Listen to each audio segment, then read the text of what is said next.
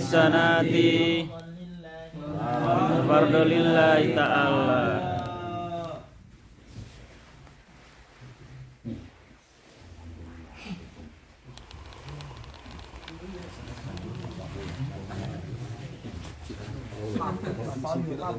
Assalamualaikum warahmatullahi wabarakatuh. Waalaikumsalam warahmatullahi wabarakatuh.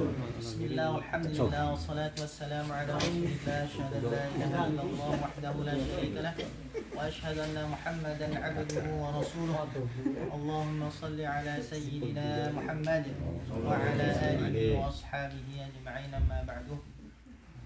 Hadirin jamaah salat tarawih, salat isya, salat tarawih dan salat witir yang dimuliakan oleh Allah. Amin. Alhamdulillah sekarang kayaknya ramai. Alhamdulillah. Malam minggu ramai. Alhamdulillah. Mudah-mudahan kita diberikan kesehatan terus oleh Allah Subhanahu wa Amin. taala. Amin. Dilancarkan semua rezekinya oleh Allah Subhanahu wa taala. Amin. Selanjutnya kita melanjutkan pembahasan yang sebelumnya. Kita membahas tentang sesuatu yang membatalkan Wudu. Masya Allah. Jelas. Cerdas. Santri sudah. Sampai jelas, Lis. kemarin menjelaskan tentang syurutul qudwah. Syarat-syarat menjadi makmum. Salah. Iya, enggak apa-apa, yang penting semangat ya kan. Semangat salah ya. diulang ya silang Syarat menjadi makmum ya. Syarat kita mengikuti imam. Itu kemarin ada 11. Kita kemarin jelaskan masih 5. Yang pertama kemarin kita kalau bermakmum kepada orang, kita tidak boleh alla ya'lama bi butlani imamihi bi hadasin aw ghairihi. Kita tidak boleh meyakini bahwa sholatnya imam batal. Kalau kita tetap ikut, kalau kita tahu bahwa sholat imamnya batal kemudian kita ikut, maka batal bermakmumnya kita.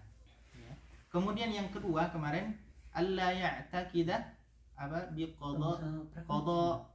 qada'uha ya alaihi. Kita tidak meyakini bahwa imam sholat itu wajib di qada. Jadi kemarin ada sholat tapi tetap wajib di qada. Seperti apa kemarin?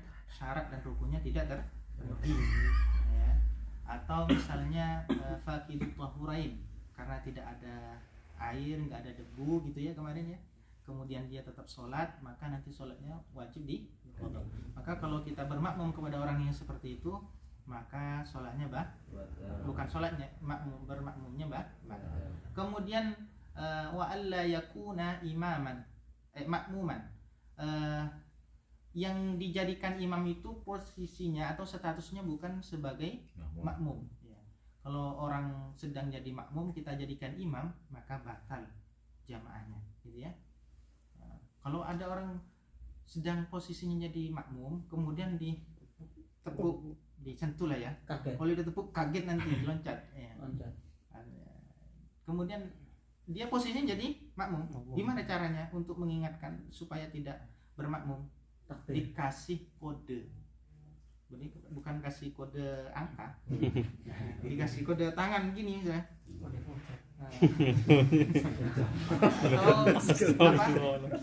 Atau dikasih kode begini apa? Jangan gitu ya. Jangan. Jangan. Tapi nggak boleh ngomong. sentuh kuping ya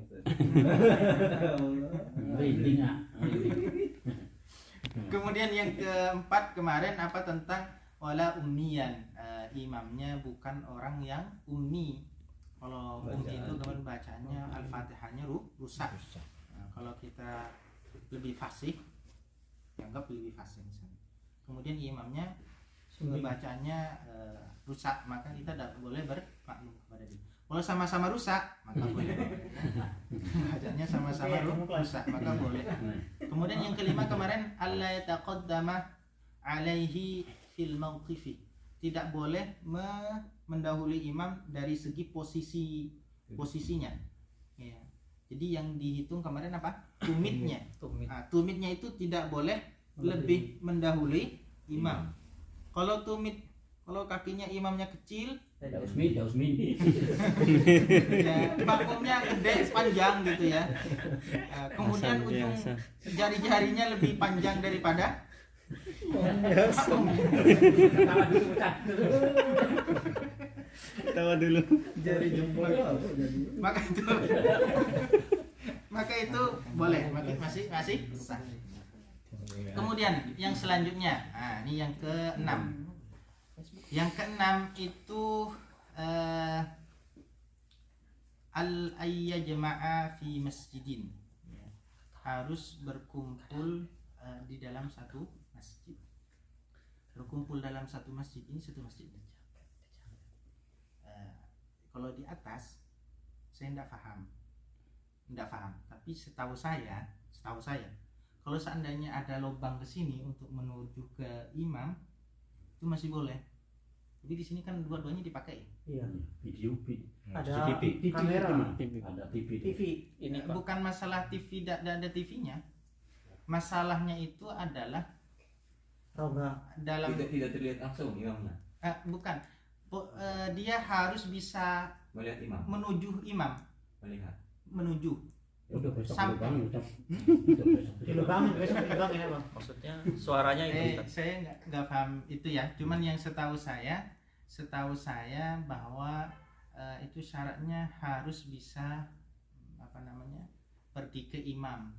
Jadi kalau di sini kan misalkan kalau di sini disekat misalkan tertutup itu masih dalam satu masjid ini, dalam satu masjid.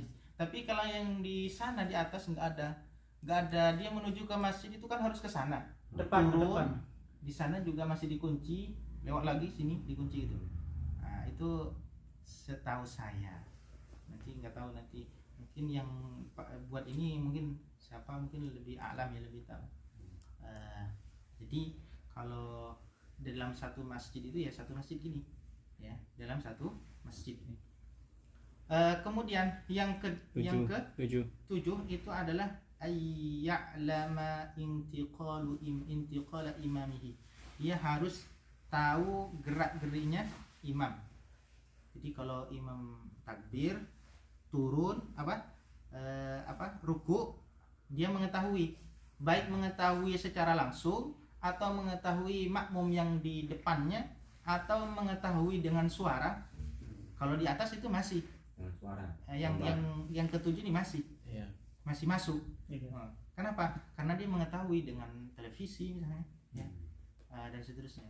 Tapi yang syarat yang tadi fi masjidin itu, ya Allah alam. Nanti dia tugasnya ulama, istimewa ulama. Tugasnya ya. Amir. Begitu. Amir. Kemudian atau melalui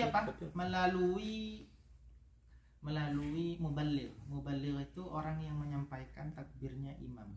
Jadi kalau masjidnya besar, imam makmumnya banyak. Kenapa? Iya. Jadi ada 2 gitu ya. Allahu Akbar. Backing vokal. Boleh seperti Tarik tangga. Soalnya kan besar. Kemudian yang ke-8. Yang ke-8 itu harus ayyan wiya jama'atan. Harus niat menjadi makmum atau niat berjamaah. Ya, niat berjamaah. Kalau nggak niat berjamaah, dia cuma ikut-ikutan. Ikut orang ruku, tapi niatnya bukan niat berjamaah, maka dia nggak dapat pahala jamaah. Salatnya sah, tetapi tidak mendapatkan Pahala jamaah. Sama dengan imam itu nggak wajib menjadi imam. Dan saya sholat Allah Akbar, sholat tarawih, nggak wajib saya imam lillahi ta'ala, nggak wajib, tetap sah. Walaupun makmumnya niat menjadi makmum. Nah, berarti makmumnya dapat pahala jamaah, imamnya nggak dapat pahala jamaah. Nah, gitu. Berbeda dengan sholat Jumat. Kalau sholat Jumat, makmum dan imamnya harus niat berjamaah. Karena kalau enggak batal. Karena tidak ada sholat Jumat itu munfarid sendirian, tidak bisa. Dia harus berjamaah. Berjamaah. Ya. Kemudian yang berapa itu tadi? Ke-8. Yang ke-9 itu ayyuwafaqa nazmu salatihima. Antara imam dan makmum itu susunan sholatnya harus sama. Susunan sholatnya harus sama. Walaupun sholatnya nggak harus sama. Maksudnya? Contoh, kalau sholat gerhana bulan itu kan sholatnya 4 Fatihah, tapi Satu salam. satu salam memang. Maksudnya dalam satu rakaat dua Fatihah. Tasahud. Jadi tasahud. Gara-gara mak itu turan jadi lis. Alon terus ya, perlu mending lihat. Ya kan kalau sholat gerhana bulan atau matahari itu dalam satu rakaat Al-Fatihahnya 2 kali. Jadi yang pertama takbir Allahu Akbar, baca Al-Fatihah, kemudian surat, kemudian ruku, kemudian berdiri, baca Al-Fatihah lagi, surat lagi, ruku, i'tidal, baru sujud. Jadi dalam satu rakaatnya 2 Fatihah. Berarti 2 rakaat itu 4 Fatihah. Itu kan susunan sholatnya nggak sama. Berarti kalau misalkan kita sholat duhur, kok bermakmum kepada yang orang sholat gerhana matahari, ya maka tidak sah. Kenapa? Karena susunan sholatnya tidak sama. Paham ya? Tapi kalau misalnya ada orang sholat Sunnah biasanya. sunnah boleh. Kalau sholat sunnah boleh. Itu yang ke-10 nanti. Yang ke-10. Yang ke-9 ini misalnya sholat duhur nih. Ada orang qadha sholat duhur. Kok kemudian kita mau sholat subuh? Jadi ada orang mengqadha sholat duhur di waktu sholat subuh. Kita belum sholat subuh nih. Belum sholat subuh. Ada orang sholat duhur qadhaan lillahi ta'ala, kemudian kita mau sholat subuh. Maka kita boleh bermakmum. Gimana? Itu makmumnya 4, imamnya 4. Imamnya 2 rakaat. Gimana caranya? Ya nanti kalau imam makmumnya sudah selesai 2 rakaat, dia nunggu imam. Kalau makmumnya sudah selesai 2 rakaat, berarti nunggu imam. Tahiyatnya lama. Nanti nunggu salam itu. Nunggu salam. Barengan boleh. Undang-undang terus tahiyat ya. Jangan dulu. Ya, dikir atau berdoa. Begitu ya. Kalau ikutan lagi gimana, Pak? Kenapa? Kalau ikutan Nggak bisa kan? Nggak bisa. Sholat subuh 2 rakaat. Sholat subuh 2 rakaat. nanggung. Ya. Kemudian Seperti akan yang keberapa? Yang ke-10 alla yukhalifa tidak boleh membedai imam, ya, tidak boleh membedai imam dalam sunnah yang fahisyah, yang sunnah yang besar lah ya. Contohnya seperti sholat sujud tilawah. Imamnya sholat sujud tilawah, kok makmumnya tidak mau sujud tilawah, itu batal. Batal. Kalau sujud sahwi, imamnya sujud sahwi, kok makmumnya tidak mau sujud sahwi, nah, itu tidak boleh. Kecuali kalau makmumnya nggak sujud sahwi, ya, imamnya tidak sujud sahwi, maka makmumnya boleh sujud sahwi. Mau nggak ya? Jadi kalau imamnya melakukan sujud sahwi, kok makmumnya tidak ikut, maka batal jamaahnya. Ya, jamaahnya batal. Tapi kalau imamnya itu tidak sujud sahwi, maka boleh makmumnya sujud sahwi. Jadi kalau melakukan harus melakukan, kalau meninggalkan tidak boleh melakukan imam makmumnya. Nah, kalau orang tadi sholat sunnah, ini saya pernah dulu di Jakarta Selatan.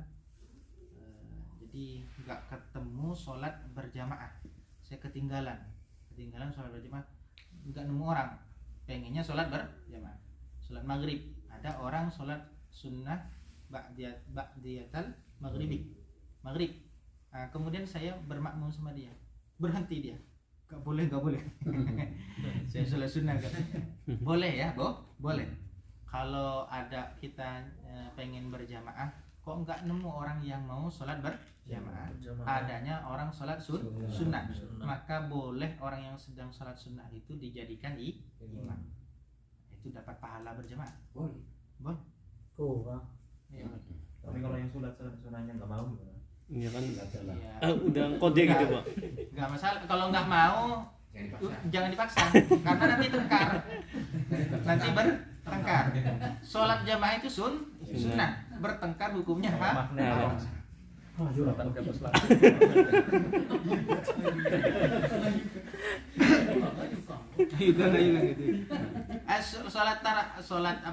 Sholat berjamaah itu saking apa? Besarnya pahala. Saking besarnya pahalanya. Saking besar pahalanya. Kalau dia sudah sholat tapi sendirian, kok lihat ada orang sholat, itu kita disunnahkan untuk sholat Berjamaah. iya, sholat berjamaah atau sholat kembali, bermakmum kepada orang ya. Nah, itu saking pentingnya sholat dulu nah saking pentingnya Nabi kalau lihat ada orang nggak sholat berjamaah, ini misalkan Nabi jadi imam, kemudian lihat ke jamaahnya begini, lihat sahabatnya nggak ada, aina fulan, kemana dia, kata Rasulullah.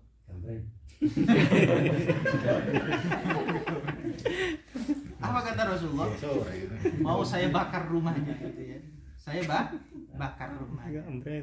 Itu ancaman, maksudnya saking pentingnya sholat Berjamaah. Kalau NU itu kan dia NU itu kan madhab apa? Ikut madhabnya mayoritas Imam Syafi'i. Imam Syafi'i sholat berjamaah itu hukumnya sunnah muakkad. Tapi kalau Imam Ahmad bin Hambal itu hukumnya wajib. Makanya orang Muhammadiyah itu lebih rajin sholat berjamaah. Kenapa? Karena menurut mereka wajib. NU sunnah. Ya, jadi namanya sunnah gitu. Ya. Jadi agak longgar sedikit.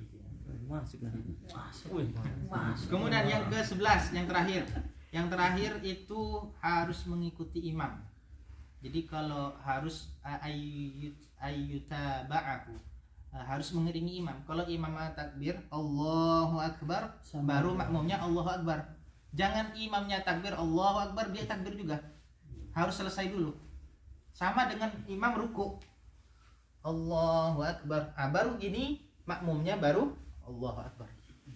Enggak berbarengan. Oh, ya. Kalau mendahului bisa batal. Imamnya belum takbiratul ihram, dia takbiratul ihram dulu. Batal. Atau kemarin mendahului imam 2 rukun batal, atau ketinggalan imam 2 rukun itu juga bisa membatalkan.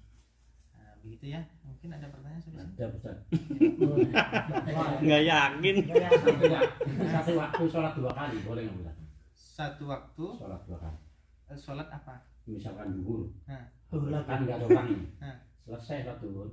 Nah. Salam datanglah imam misalnya. Nah. Nah, sholat atau ikut berjamaah sholat lagi. Nah, boleh nih. Itu yang tadi yang jadi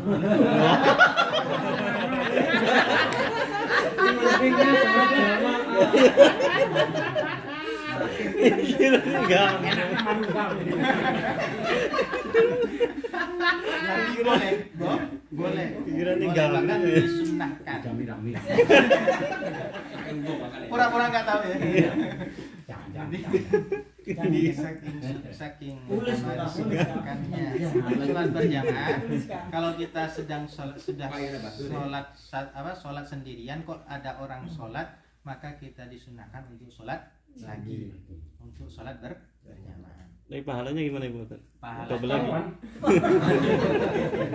Ya, pahalanya sama, tetap dia yang pertama dapat pahala, yang kedua juga mendapatkan pahala. Berarti dapat 28 Ustaz. Dapat 1 berjamaah 27. Dapat 28 pahala. Begitu. Jadi 20 8. 7. Salamanin Ya, sholat berjamaah itu pahalanya ada yang hadisnya ada dua. Ada yang mendapatkan 25 pahala, 25 kali lipat, ada yang mengatakan 27. Itu kalau tanpa siwak. Kalau dengan siwak itu lebih lagi, pahalanya lebih besar. Kalau sholat sunnah itu begini, itu kalau sholat wajib ya, itu kita nggak paham seperti apa kalau sholat wajib, tapi disunnahkan untuk bersiwak. Tapi kalau sholat sunnah ada hadisnya, kata Nabi, man shollah rak'atani bisiwakin afdalu min sholati sab'ina rak'atin bila siwakin. 2 rakaat dengan menggunakan siwak, sholat sunnah. Nah, jadi sholat sunnah qobliyat isya atau ba'diyatal isya pakai siwak. Kalau nggak punya siwak pakai baju boleh. Sikat. Sikat beda dengan siwak. Siwak itu di setiap mau melakukan kebaikan disunahkan untuk bersiwak. Kalau sikat kan masa ke masjid mau pakai sikat, bawa sikat budel. Pakai baju bisa, Pak? Pakai baju boleh. Pakai Ora baju sok sikatan wis kok. 2 rakaat ya dengan menggunakan siwak itu lebih utama daripada 70 rakaat tanpa siwak. Masyaallah. Sayang banget kan? Sayang banget kalau kita siwak itu salah satunya adalah mencerdaskan dan menjauhkan dari rabun. Koperasi ada tuh.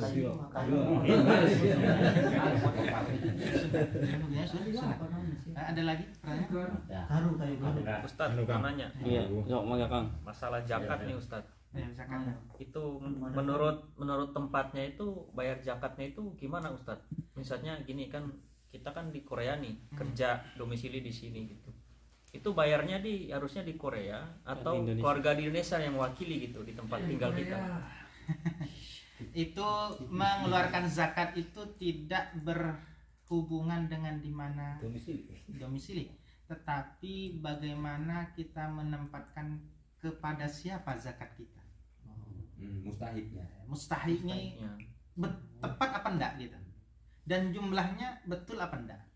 Nanti mustahiknya siapa? Nah, mustahiknya, tapi kan lebih utama itu berzakat kepada misalkan ada keluarga dekat kita yang tidak mampu, yang miskin, yang menjadi mustahik. Itu yang lebih utama. Tapi kalau misalnya mau zakat itu boleh saja, misalkan di sini orang mau zakat ditaruh ke masjid atau ke LDM Lazisnu misalkan dan seterusnya, itu tidak masalah. Dimanapun yang penting itu adalah tepat pada sasaran. Kan ada 8 itu, innamas shadaqatu lil fuqara'i wal masakin wal 'amilina 'alaiha wal mu'allafati qulubuhum wa fir riqabi wal gharimina wa fi sabilillahi wa banis sabil. Saya bisa beli lah Ustaz. Iya. Fisabilillah. Nah, begini, yang zakat itu yang paling utama itu adalah 2, fakir dan miskin. Yang paling utama. Sebab kita diwajibkan zakat fitrah itu adalah supaya orang fakir dan miskin itu ikut bahagia ketika Lebaran. Jadi kan di sunnahnya itu sehari atau 2 hari sebelum Lebaran. Jangan sampai ada orang mukmin yang lain bahagia kok yang sebagian tidak bahagia. Maka disitulah hikmahnya orang itu diwajibkan zakat fitrah sebelum Lebaran, supaya nggak ada orang kelaparan di hari raya. Nah, itu zakat fitrah.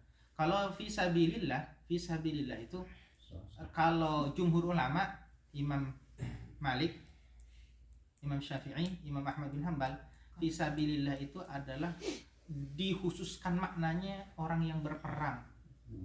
Orang yang berperang. Tetapi kalau Imam Abu Hanifah itu fisabilillah bisa kepada orang yang dakwah, orang yang belajar, orang untuk membangun madrasah, untuk membangun masjid, untuk itu menurut pendapatnya Imam Abu Hanifah.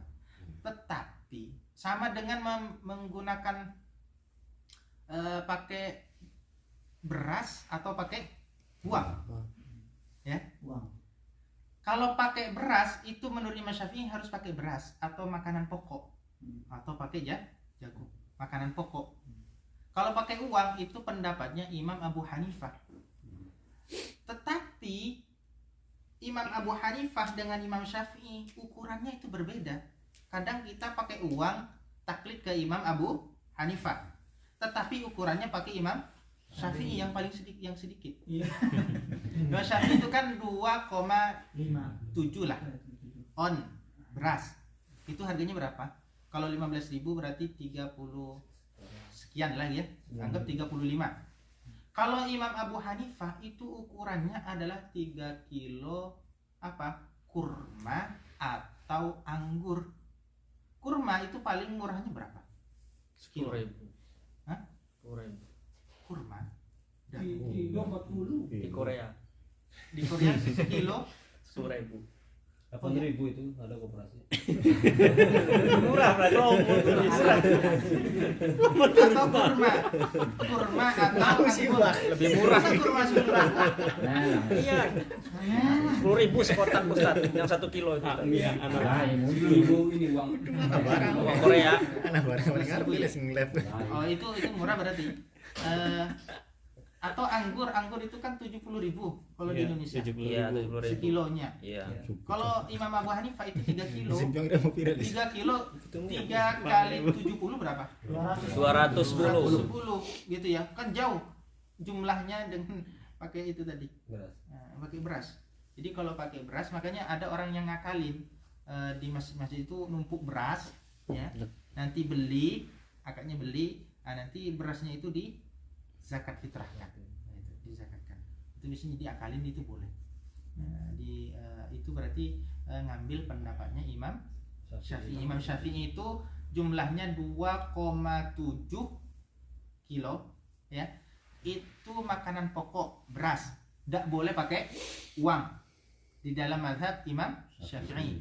Kalau di dalam mazhab Imam Abu Hanifah itu boleh pakai uang. Tetapi jumlahnya ukurannya itu adalah 3 kilo Buah-buah. bukan kurma atau Anggur. begitu. Nah, itu beda. Jadi kalau pakai Imam Syafi'i ya Imam Syafi'i, kalau pakai Imam Ahmad pakai Imam Abu Hanifah ya pakai Imam Abu Hanifah. Begitu. Jangan dicampur adukan. Ya sudah, Ustaz makan. Kayak begitu ya. Ya. Jadi tadi tidak menentukan tempat, yang penting tepat pada sasaran. Yang lebih baik zakat fitrah itu kepada fakir dan Miskin. Nah, itu saja, mudah-mudahan ada manfaatnya. Amin. Mudah-mudahan kita semuanya diberikan kesehatan oleh Allah. Amin. Dan mudah-mudahan bisa selesai sampai Lebaran ya. Panjang umur maksudnya. Billahi taufiq wal hidayah wa ridha wal inayah. Wassalamualaikum warahmatullahi wabarakatuh. Waalaikumsalam.